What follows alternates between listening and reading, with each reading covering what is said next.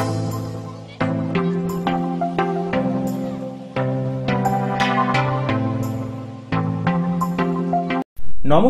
আমি সুকৃতি দান। আশা করি আমরা সবাই ভালো আছেন। আমরা সবাই দেখছেন অ্যাস্ট্রো সলিউশন। আজকে আমি আলোচনা করব যে কুম্ভ রাশি বা লগ্নের 2024 সাল বিশাল একটা ভাগ্য পরিবর্তন আসবে। কেন এমন বলছি, এটা একটা দীর্ঘ আলোচনা করে নেব এবং কোন দিক থেকে আমাদের সাবধান হতে হবে, কিভাবে প্রতিকার করবেন, এই নিয়েও একটা দীর্ঘ আলোচনাটা করব। মূল আলোচনার সঙ্গে আমরা জানি যে অ্যাস্ট্রো সংক্রান্ত নিত্য টিপস পেতে আমার এই অ্যাস্ট্রো সলিউশন চ্যানেলকে সাবস্ক্রাইব করুন, পাশে থাকা বেল আইকনে ক্লিক করুন। চলে আসুন মূল আলোচনা। প্রথমেই বলবো, দেখুন অলরেডি কিন্তু সপ্তমপতি রবি এবং অন্যদিক থেকে রবি শনি যোগ বা মঙ্গল শনি যোগ আপনাদের টোটাল ডিসেম্বর মাস ধরে চলার জন্য কিছুটা সমস্যার মধ্যে প্রতিটা কুম্ভ রাশি বা লগ্ন কিন্তু পড়ছিল। তার উপর কুম্ভ রাশির বিশেষ কিছু ক্যারেক্টার তাদের জীবনে কিন্তু কিছুটা পিছিয়ে রাখে।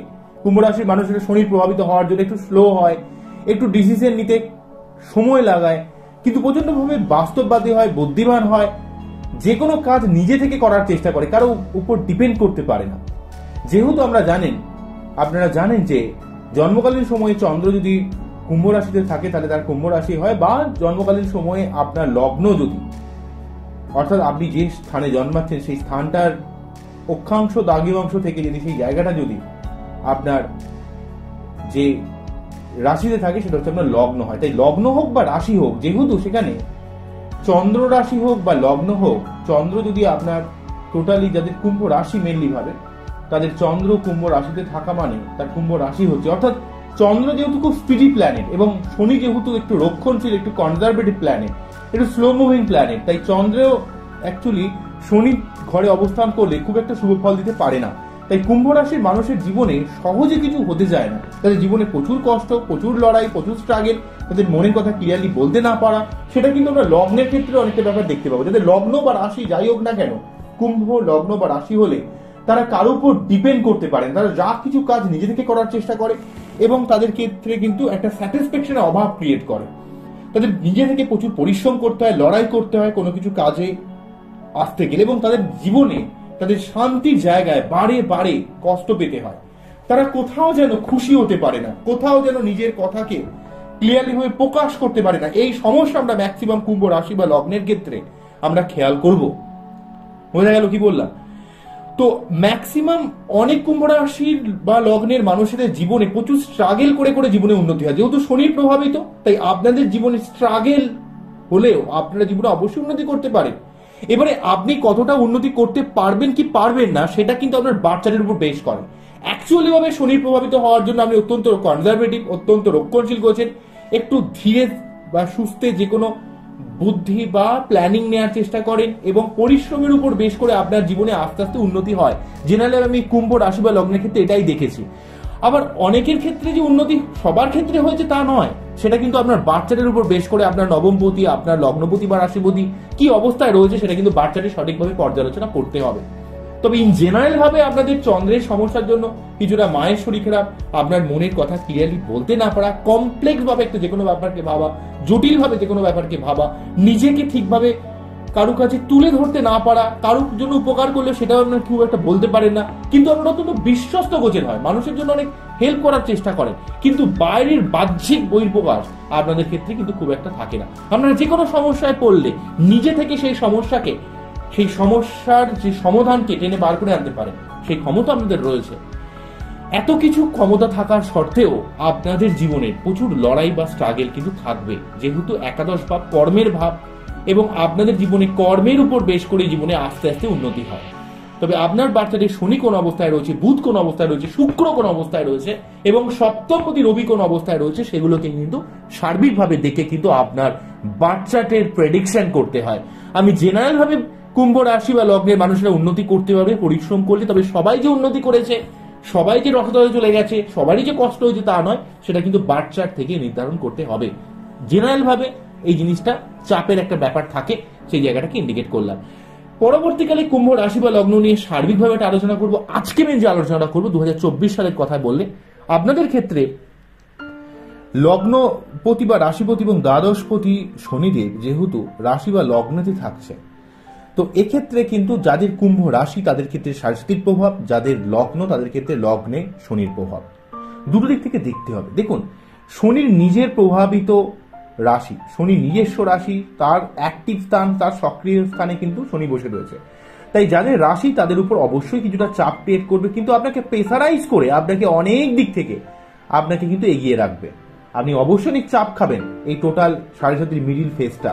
মোটামুটি টোটাল 2024 সালেই কিন্তু আপনার এখানে মধ্য গগনে কিন্তু শনিদেব অবস্থান করছে।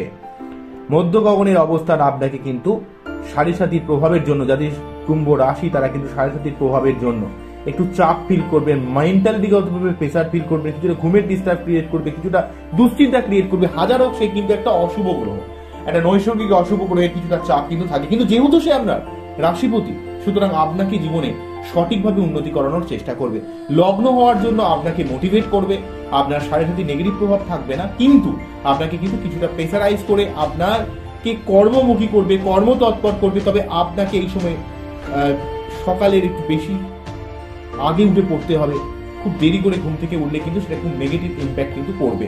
অনেকে 9টা-10টার সময় ঘুম থেকে ওঠেন, তাদের ক্ষেত্রে কিন্তু শনির নেগেটিভ প্রভাব কিন্তু বর্তাবে।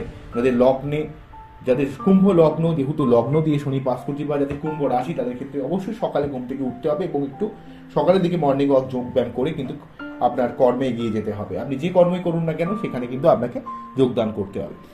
তবে রাশির ক্ষেত্রে মেন্টাল চাপ যতটা পড়বে লগ্নের ক্ষেত্রে এতটা পড়বে না। তবে লগ্ন যেহেতু সে নিজে লগ্নপতি বা দ্বাদশপতি, সে লগ্নপতি এবং দ্বাদশপতি হয়ে লগ্নে থাকার জন্য বা রাশিতে থাকার জন্য আমরা বিদেশ যাত্রার থেকে, বিদেশ থেকে অর্থ ইনকামের দিক থেকে, আপনার খরচকে কমানোর দিক থেকে, ব্যয় সংকোচ করার দিক থেকে, হসপিটাল রিলেটেড খরচকে কমানোর দিক থেকে, এবং সেই সঙ্গে আপনার মন মানসিকতার মধ্যে একটা পজিটিভ ভাইব, পজিটিভ এনার্জি, আপনার মধ্যে কিছু করার মতো মেন্টালিটি গুলো কিন্তু তৈরি করে দেবে। শনির মধ্যে একটা সবসময় কর্ম তৎপরতা ব্যাপার কিন্তু আপনার মধ্যে আসবে, এবং সেই সঙ্গে এই শনি যেহেতু আপনার রাশিপতি বা লগ্নপতি, সে কিন্তু আপনার জীবনে চলার দিশা কিন্তু সঠিকভাবে দেখাবে। যেই জায়গাগুলো আপনার ভুল হচ্ছিল লাইফে, সেই জায়গাগুলোকে আপনি রেকটিফাই করে জীবনে এগিয়ে যেতে পারবেন। আপনার নিজের থেকে কিন্তু অনেক সমস্যা নিজে মোকাবেলা করতে পারবেন। থার্ড হাউসে দৃষ্টি প্রদান করার জন্য আপনার ক্ষেত্রে অবভিয়াসলি ভাবে একটা পরাক্রমতার দিক থেকে, লড়াকু মেন্টালের দিক থেকে, কমিউনিকেশনের দিক থেকে, কানেকশনের দিক থেকে, ভাই বোনদের সঙ্গে সম্পর্কের দিক থেকে আপনাকে অনেকটা শুভ প্রভাব বর্তানোর চেষ্টা করবে। সপ্তম ভাবে দৃষ্টি প্রদান করার জন্য প্রেম বিবাহ যোগ ক্রিয়েট করছে, যাদের প্রেম করে বিবাহের সম্ভাবনা ক্রিয়েট করতে পারে, নতুন করে প্রেম আসতে পারে। বিবাহিত লাইফে কিন্তু অনেকটা আপনাদের বিবাহিত লাইফে কিন্তু অনেকটা পজিটিভ একটা ভাইব দেবে।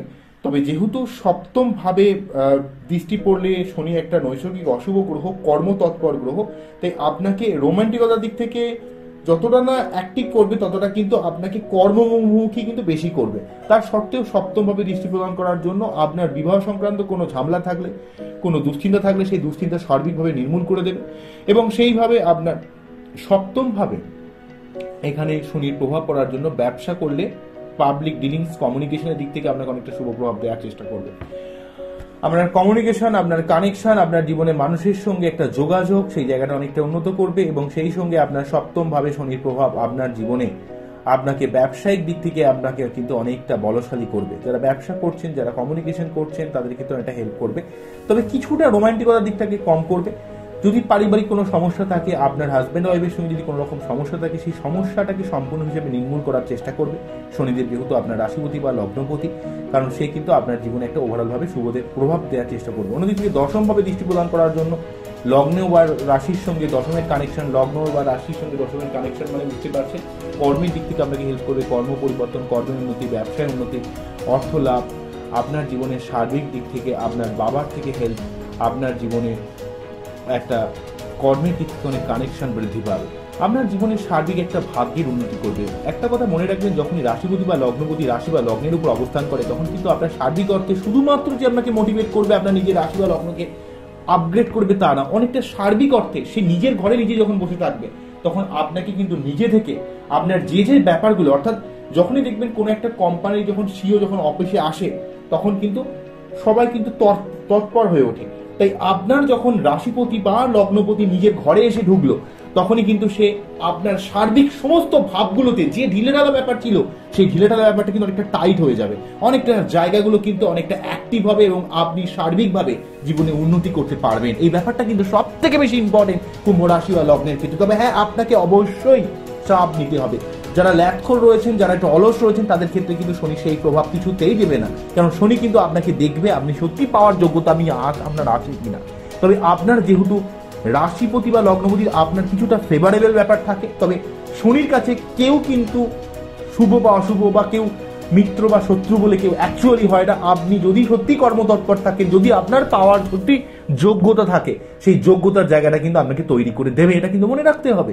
নেক্সট যে গ্রহটার কথা বলবো সেটা হচ্ছে বৃহস্পতি দেবের কথা বলে, একাদশপতি এবং দ্বিতীয়পতি, যে অর্থ ইনকামের যে মালিক আপনাদের, অর্থ ইনকাম এবং অর্থ সেভিং, সেই বৃহস্পতি দেব কিন্তু 31শে ডিসেম্বরের পর থেকে কিন্তু মার্গী হওয়ার জন্য আপনার অর্থনীতির দিক থেকে ইনকাম বৃদ্ধি পাবে, অনেক দিক থেকে আপনি ইনকামের একটা বাতাবরণ খুঁজে পাবেন, অর্থ সেভিংস করতে পারবেন, মুখের ভাষা প্রয়োগ করে অনেকের থেকে আপনি সফল হবেন।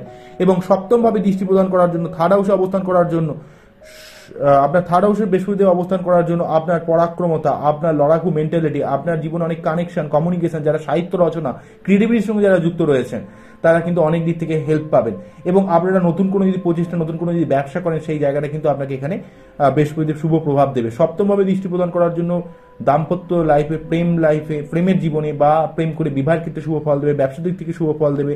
নবমভাবে দৃষ্টি প্রদান করার জন্য ভাগ্যের উন্নতি করবে, কর্মের উন্নতি করবে। আপনি আপনার ভাগ্য বলতে যেটা মনে করছেন, যেই জায়গাটা উন্নতি করলে আপনার জীবনে মনে হবে যেন অনেকটা উন্নতি হবে, সেই জায়গাটা আপনার কিন্তু জীবনে উন্নতি হবে। আপনার সন্তানের দিক থেকে, আপনার নিজের পড়াশোনার দিক থেকে, আপনার ভাগ্যের দিক থেকে, আপনার কর্মের দিক থেকে, ভাগ্য মানে আপনি যে জায়গাটা এই মুহূর্তে যেই জায়গাটা উন্নতির জন্য উদ্গ্রীব হয়ে রয়েছেন, সেই জায়গাটা কিন্তু আপনাকে উন্নতি করবে, সেই জায়গার দ্বার কিন্তু আপনাকে খুলে দেবে। একাদশভাবে দৃষ্টি প্রদান করার জন্য বৃহস্পতি দেব যেহেতু নিজে একাদশপতি, একাদশে দৃষ্টি প্রদান করছে, তাই আপনার অনেক দিক থেকে একটা অর্থ লাভ বা আয় উন্নতির যোগ কিন্তু ক্রিয়েট করবে একাদশভাবে বৃহস্পতি দেবের এই দৃষ্টিটা। থার্ড হাউস থেকে বৃহস্পতি দেব একাদশভাবে দৃষ্টি প্রদান করার জন্য নবম দৃষ্টির মাধ্যমে আপনার জীবনে কিন্তু সর্বাত্মকভাবে একটা অর্থ ইনকামের একটা বিশেষ যোগ কিন্তু অ্যাক্টিভ করে দেবে। এবং সেই সঙ্গে বৃহস্পতি দেব কিন্তু আপনার অর্থ সেভিংসের দিক থেকে, চাকরি পরিবর্তন দিক থেকে, আপনার জীবনের স্বপ্নকে বাস্তবায়িত করার দিক থেকে, অনেক দিক থেকে আপনাকে কিন্তু 2024 সালে হেল্প করবে। নেক্সট যে ব্যাপারটা বলবো সেটা হচ্ছে কুম্ভ রাশি বা লগ্নের সেকেন্ড হাউসে রাহু রয়েছে। আপনার মুখের ভাষা প্রয়োগ করার ব্যাপারে সাবধান থাকতে হবে, অর্থ খরচের ব্যাপারে আপনাকে অত্যন্ত সাবধানতা অবলম্বন করতে হবে, ভুলভাল জায়গায় কখনো অর্থ ইনভেস্ট করবেন না। এখন তো প্রচুর লোক, 2 নম্বরই লোক রয়েছে, ফোন করে বলেন এখানে ক্রেডিট কার্ড দেওয়া হবে, এই করা হবে, সেই করা হবে, এখানে টাকা রাখুন, এই করুন, সেই ব্যাপারগুলো একটু সংযত হবেন। কারণ 2 নম্বরিতে প্রচুর ট্র্যাপ রয়েছে, অনেক ট্র্যাপ নিয়ে এখন গোটা জগৎ চলছে, সুতরাং সেই ট্র্যাপের ব্যাপারে আপনাকে সাবধান হতে হবে। Stop the scam business, already এটা বলতে পারি। অর্থাৎ আপনার কোনো রকম স্ক্যাম সংক্রান্ত ব্যাপারে আপনাকে অত্যন্ত সাবধান হতে হবে, ভুলভাল জায়গায় টাকা ইনভেস্ট করবেন না। টাকা ভুলভাল জায়গায় ইনভেস্ট করলে কিন্তু আপনার সেই টাকা কিন্তু আপনি ফেরত পাবেন না, কাউকে টাকা দেবেনও না, কারোর কাছ থেকে টাকা এই সময় নেবেনও না। কেননা কিন্তু সেকেন্ড হাউসে আপনাকে টোটাল 2024 সালে অবশ্যই সাবধান থাকতে হবে রাহুর সেকেন্ড হাউসে অবস্থায়, এবং মুখের ভাষা প্রয়োগ করা আপনাকে কিন্তু অবশ্যই সাবধানতা অবলম্বন করতে হবে। কেতু অষ্টমভাবে থাকার জন্য কিছুটা পেট সংক্রান্ত প্রবলেম, মেয়েদের গাইনো সমস্যা, বাইরের ঝামেলা অনেকটা ঘরে টেনে নিয়ে আসার মতো একটা ব্যাপার তো কিন্তু থাকছে। বিশেষ করে সেকেন্ড হাউসে রাহুর প্রভাব, আপনি কি অত্যন্ত রাগান্বিত হয়ে দুমদাম এমন কিছু কথা বলে দেবেন, অনেক মানুষের সঙ্গে আপনার শত্রুতা ক্রিয়েট করতে পারে। তাই কুম্ভ রাশি বা লগ্ন ওভারঅল ভাবে 2024 সালে বৃহস্পতি এবং শনির আলোকে অনেক অংশে ভালো। এমনকি কেতুর অষ্টমভাবে থাকার জন্য ফাটকা জায়গা থেকে লাভ হতে পারে, আয় হতে পারে, এই ব্যাপারটা থাকছে। কিন্তু অষ্টমভাবে রাহুর অবস্থান আপনাকে কিন্তু অবশ্যই কিছুটা ঝামেলার, অষ্টমভাবে কেতুর অবস্থান এবং সেকেন্ড হাউসে রাহুর অবস্থান, কিছুটা মুখের ভাষা প্রয়োগ করে দুমদাম কথা বলার মাধ্যমে আপনি অনেক ঝামেলার মধ্যে জড়িয়ে পড়তে পারেন, সেই ব্যাপারে আপনাকে একটু সাবধানতা অবলম্বন করতে হবে। এবং যারা পড়াশোনার সঙ্গে যুক্ত রয়েছেন তারা যেহেতু আপনার দ্বিতীয় ভাব থেকে ষষ্ঠ ভাবে রাহুর দৃষ্টি যাচ্ছে 2, 3, 4, 5, 6, সুতরাং আপনার সেখানে কিন্তু একটু শত্রুতার ব্যাপারে সাবধান থাকতে হবে। আপনাকে কিন্তু কর্মের একটা পরিবর্তনের যোগ কিন্তু আপনার জীবনে ক্রিয়েট করে। মেনলি ভাবে টোটাল 2024 সালে কুম্ভ রাশি বা লগ্নের মানুষরা অর্থ ইনভেস্টের ব্যাপারে সাবধান হবেন এবং আপনাদের শরীর স্বাস্থ্যের ব্যাপারে সাবধান হবেন। অন্য দিক থেকে আপনার অর্থ লাভ, আপনার মোটিভেশন, আপনার ভাগ্য লাভ, আপনার জীবনের সার্বিক উন্নতি, এর জন্য কিন্তু শনি বা বৃহস্পতিদেব কিন্তু অনেক অংশে হেল্প করছে।